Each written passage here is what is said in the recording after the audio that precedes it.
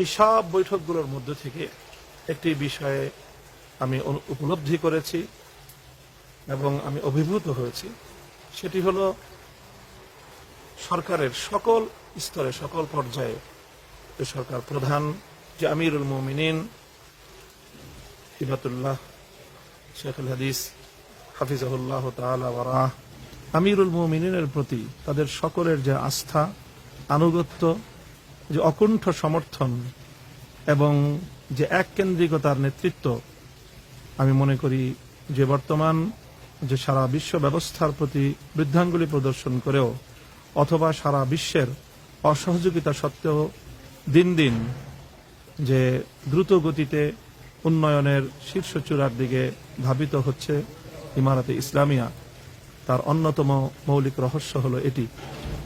আমিরুল মুমিনিন সম্পর্কে তাদের সকলের ধারণা,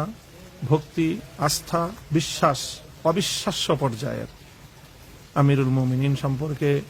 তাদের অনেকের কাছেই যে সকল তথ্য এবং যেই কথাগুলো এবং তাদের যে ভক্তির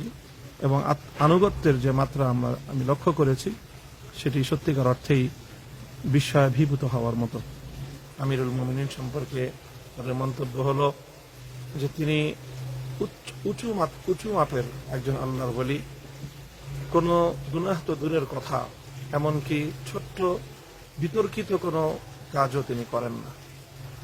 যেমন ইতিমধ্যে আমিরুল মুমিনিনের কোনো গণমাধ্যমকে দেওয়া বক্তব্য, কোনো কথা, কোনো সাক্ষাৎকার, এমনকি কোনো ছবি পর্যন্ত তারা প্রকাশিত হয়নি। এ বিষয়ে একজন বললেন যে এক্ষেত্রে আমিরুল মুমিনিনের তার অবস্থান হলো যে বিষয়টি নিয়ে যেহেতু আলেম সমাজের মধ্যে দ্বিধা বিভক্তি রয়েছে, এই জন্য কি প্রয়োজন এই ধরনের এই মতপার্থক্যের ভিতরে প্রবেশ করার। তো এই ধরনের একজন সর্বজন শ্রদ্ধেয়, দূরদৃষ্টি সম্পন্ন, আস্থাবান নেতৃত্ব মূলত বর্তমানে ইমারাতে ইসলামিয়ার উন্নতির অন্যতম রহস্য বলে আমি উদ্ঘাটন করেছি।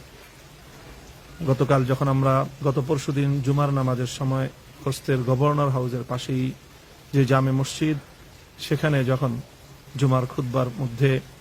আমিরুল মুমিনিনের নাম নিয়ে তার জন্য খতিব খুতবার মধ্যে দোয়া করলেন, আমাদের হৃদয় আন্দোলিত হয়েছে এবং হৃদয়ের গভীর থেকে আমিরুল মুমিনিনের দীর্ঘ সুস্থতার সাথে নেক হায়াত এবং তার সকল সহযোগীদের আল্লাহ পক্ষ থেকে বিশেষ সাহায্য প্রাপ্তির যে দোয়ায় আমরা সমস্বরে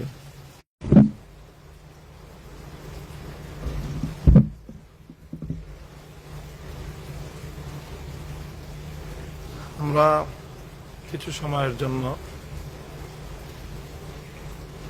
বিদ্যুৎ সংকটে আমরা পড়ে গিয়েছিলাম।